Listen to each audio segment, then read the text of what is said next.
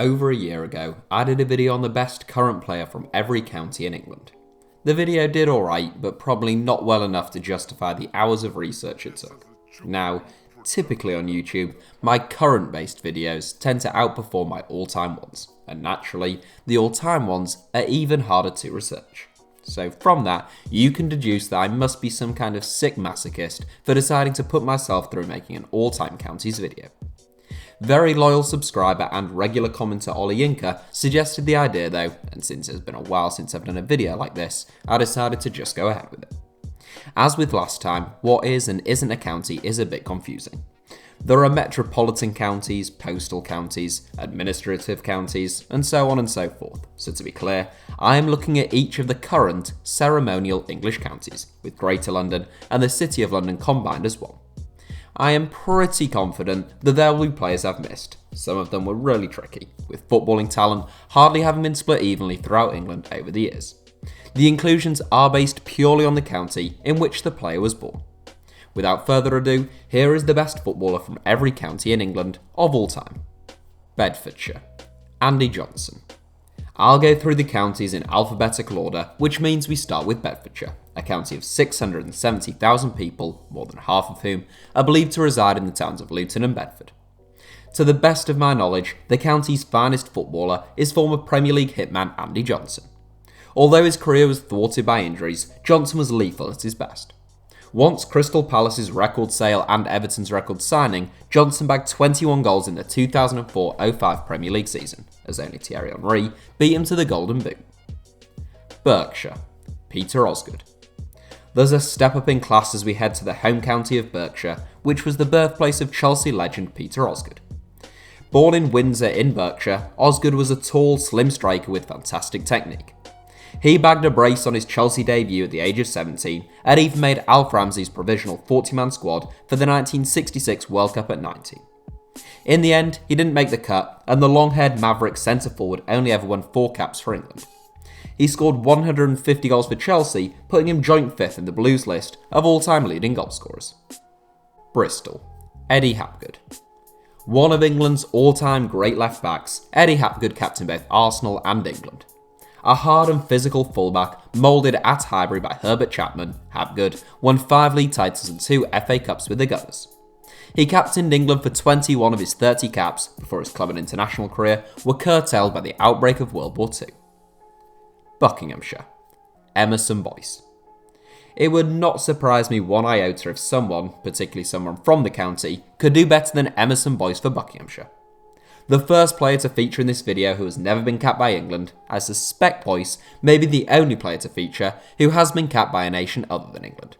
A really versatile footballer, Boyce was born in Aylesbury, but he won 12 caps for Barbados, as well as captaining Wigan Athletic to FA Cup glory in 2013. Cambridgeshire. Vic Watson. We're back to an England international for Cambridgeshire, and a very good one at that. Vic Watson may only have won 5 caps for England, but he scored 4 goals in those 5 games, 3 against Scotland. It has been 96 years since Watson won his first England cap, yet he remains the only Cambridgeshire-born full England international. Watson scored 326 goals in 505 games for West Ham, making him the Hammers' all-time record goalscorer, and he was both born and died aged 90 in the village of Girton. Cheshire. Dixie Dean. Cheshire has given birth to 2 of England's finest strikers, Michael Owen and Dixie Dean, both of whom spent their best years on Merseyside. Dean has to take the crown as one of the 3 finest strikers this nation has ever produced. Dean is Everton's all-time leading goalscorer, having bagged 395 goals in 447 games for the club, and he still holds the record for the most goals scored in a single top-flight campaign in English football. The scorer of 18 goals from just 16 caps for England, Dean was born in Birkenhead, Cheshire, and he died at Goodison Park after suffering a heart attack whilst watching the Toffees face their bitter rivals Liverpool. Cornwall. Jack Cock. Cornwall isn't a county that is synonymous with footballing prowess, but it has given birth to a few England internationals over the years. It is another once prolific Everton striker in the form of Jack Cock, who sees off competition from the likes of Ray Bowden and Nigel Martin to take this one. Cock was born in Hale, along with his 2 brothers, who were both professional footballers as well, and Jack was the first Cornish England international. One of the great pre-war centre-forwards, Cock starred for the likes of Chelsea, Everton and Plymouth, averaging a goal a game at his most prolific. He scored 2 from 2 for the England national team. Cumbria. Emlyn Hughes. The first Liverpool captain to win the European Cup, Emlyn Hughes' boundless energy, enthusiasm and versatility made him one of the most popular players to have ever graced the Anfield turf.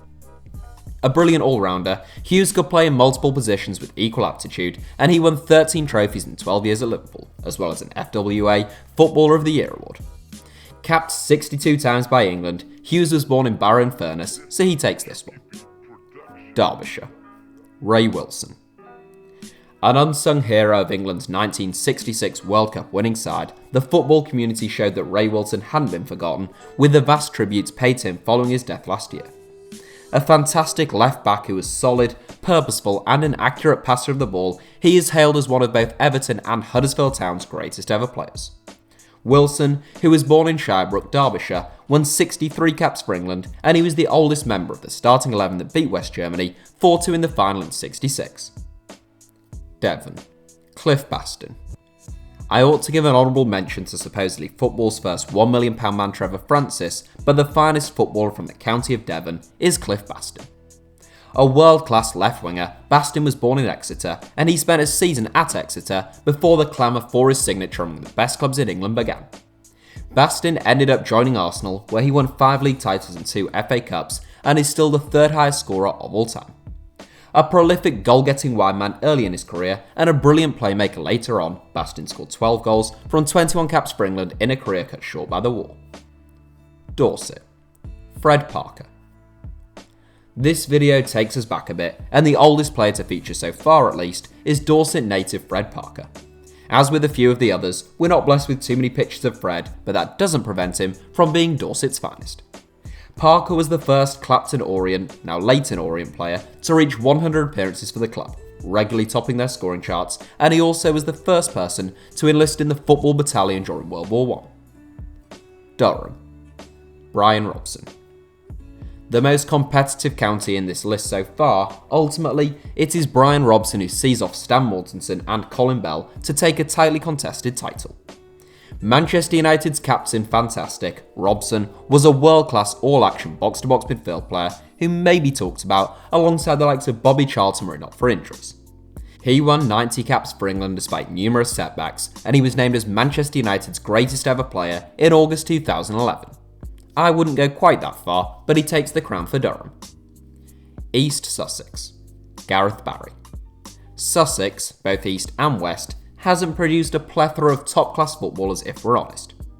The outstanding candidate for East Sussex, as far as I'm aware, is Gareth Barry. Not the most fashionable perhaps, Barry was a very good footballer who you tended not to notice particularly later in his career when he was playing against you, but those around him knew just how important he was.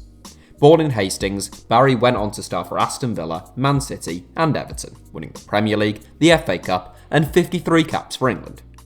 Barry has more appearances in England's top flight than any other player during the Premier League era, and he's still playing now for West Brom aged 38. East Yorkshire. Nick Barmby. The birthplace and current residence of this humble YouTube sensation, as those of you who watch my Q&As will know, I must admit East Yorkshire has slacked a bit when it comes to producing top-class players. Nevertheless, we do have a very good one, and that man is Nicky Barmby. A star at schoolboy level, Barmby was snapped up by Tottenham as a boy and went on to star for Middlesbrough, Everton and Liverpool. His longest stint actually came back at his boyhood club Hull City, who Barmby took a significant pay cut to sign for in League One, playing a pivotal role in the Tigers' rise to the Premier League. Barmby also won 23 caps for England, which included starring in England's 5-1 defeat of Germany in 2001.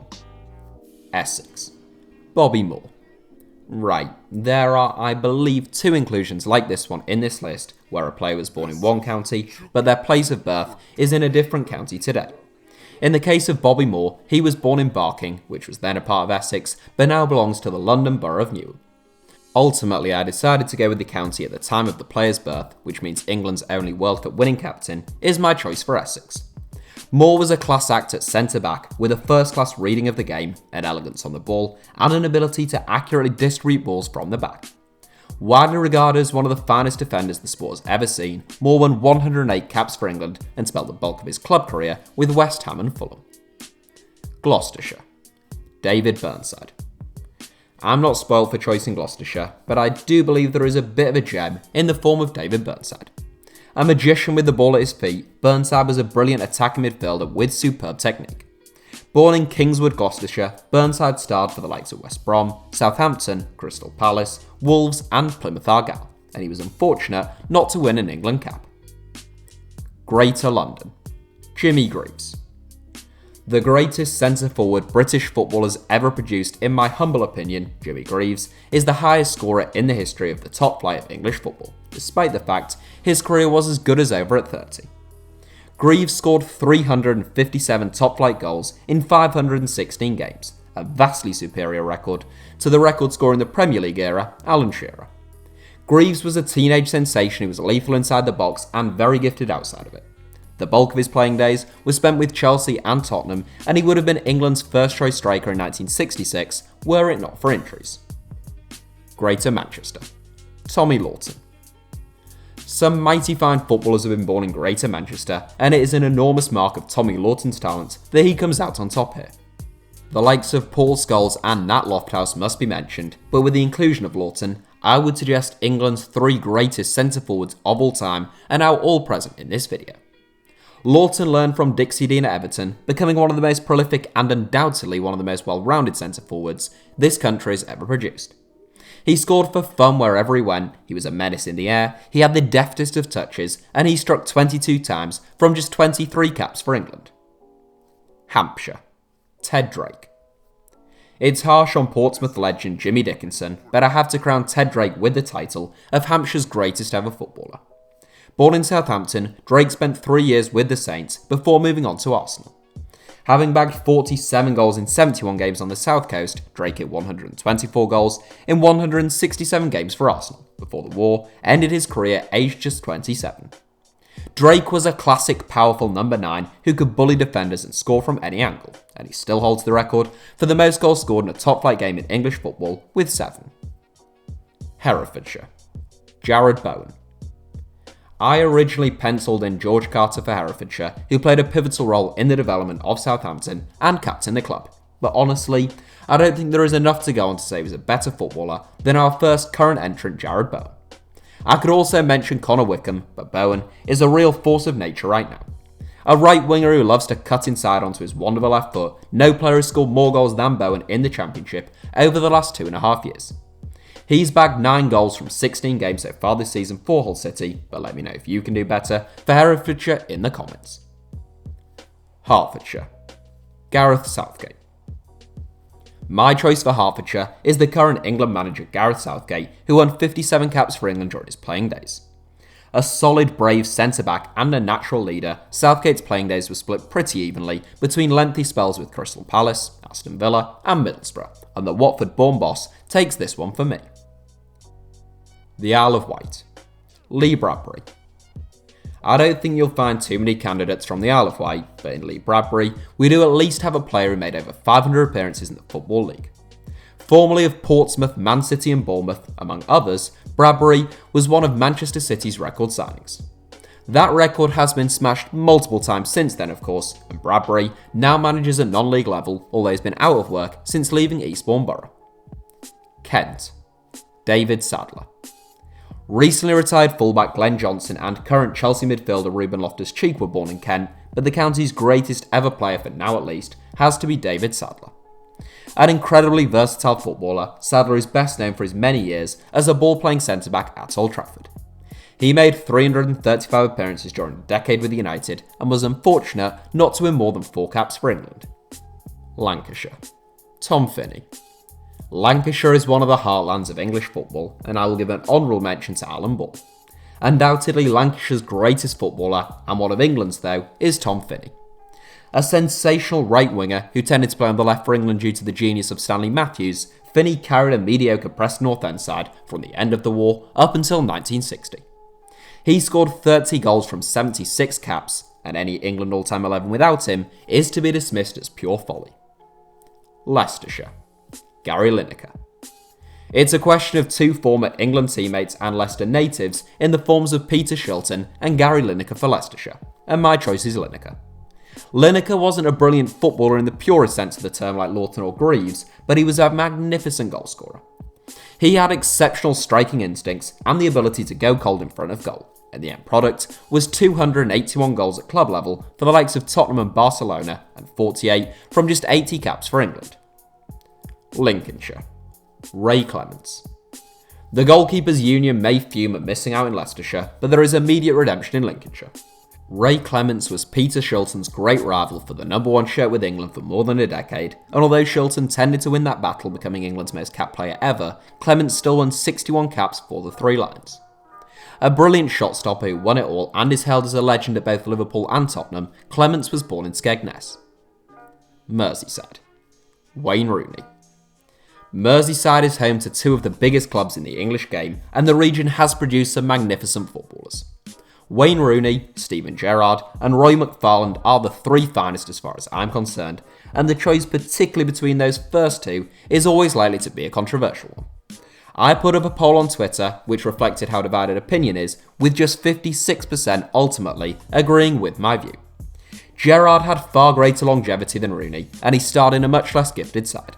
However, Rooney was a really special footballer who I do think, as hard as it is to compare, was just a bit more gifted than Gerrard. Around half of you will disagree, but it is Manchester United and England's all-time leading goalscorer who is my choice on Merseyside. Norfolk. Alf Kirken. Norfolk is a region which has been less blessed with brilliant footballers, but Alf Kirken was certainly a very good, if not great player. Born in Sholdham, Norfolk, he made his name with Norwich City as a 21-year-old. After a single season with the Canaries, he was snapped up by Arsenal for £6,000. Kirken's career was also ended during World War II, but he scored 125 goals in 214 games for the Gunners, if one includes wartime fixtures. Quick, prolific and two-footed, Kirken also scored twice from 3 caps for England, and he's a safe bet for Norfolk. Northamptonshire. Phil Neal. Liverpool legend Phil Neal is one of the most decorated footballers in the history of the English game. During 11 years at Anfield, Neal won 23 trophies, including 8 First Division titles and 4 European Cups. An excellent right back who was dangerous going forward, Neal was born in Northamptonshire and made his name with the Cobblers before signing for Liverpool. Northumberland. Bobby Charlton. Simply put, the greatest English footballer of all time. Northumberland has produced a fair few brilliant players, but none who can exceed the talents or accomplishments of Sir Bobby Charlton. A tremendous all-round footballer who considered the sport and indeed made it look easy, Charlton was powerful, tireless, two-footed and prolific. He survived the Munich air disaster, returning to power England to World Cup glory and Manchester United to the European Cup. North Yorkshire. Wilf Mannion. The two greatest players Middlesbrough have ever had were born in North Yorkshire, namely Wilf Mannion and George Hardwick. Both would be candidates for an all-time England 23-man squad, but it's the man they nicknamed the Golden Boy in these parts who takes this one.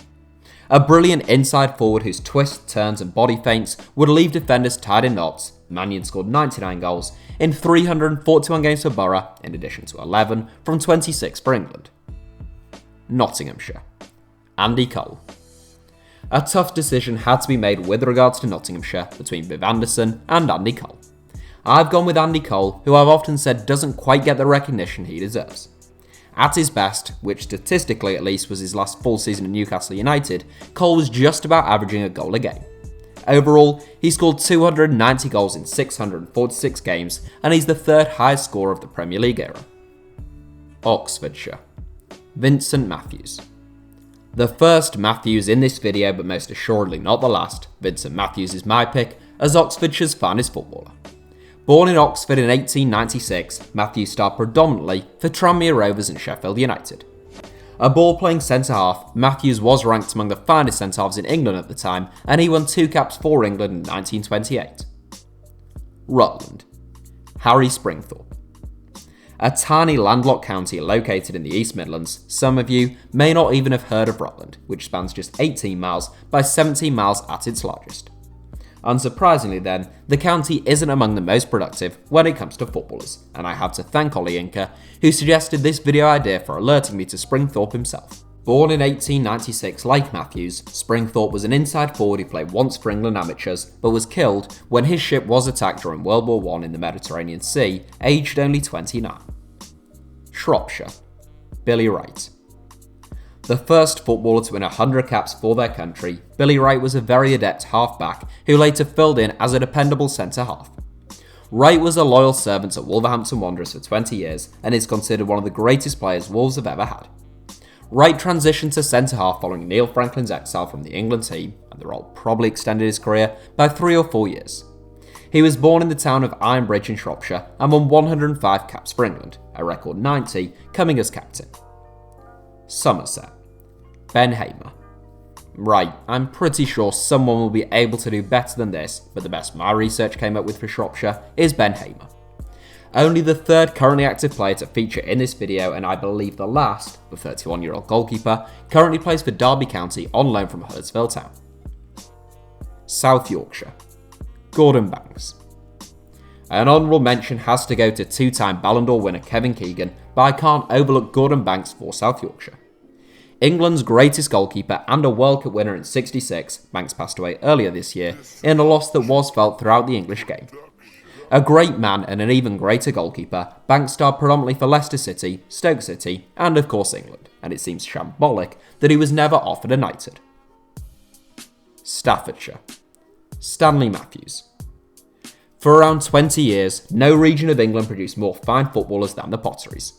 Neil Franklin and Stanley Matthews were undoubtedly the two finest, and despite my personal interest in promoting my book about the former, it is the latter, who must go down as Staffordshire's greatest gift to the world of football. Charlton may be my choice as England's greatest ever player, but I think a case could still be made for Matthews being the best, and yes, I do believe there's a difference between those two.